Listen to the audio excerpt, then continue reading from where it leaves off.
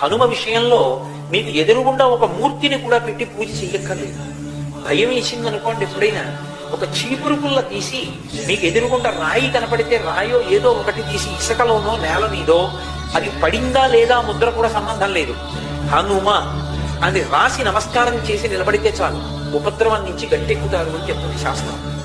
అందుకే హనుమ అత్యద్భుతమైనటువంటి రీతిలో కనపడేటటువంటి సుందరకాండకి ఇప్పటికీ పెద్దలు ఒక మాట చెప్తారు.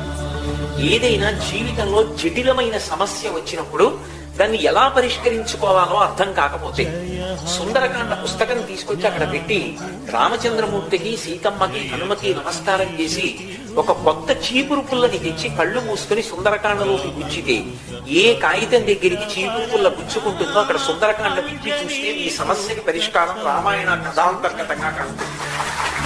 ఇది నేను స్వతంత్రించి మాట్లాడు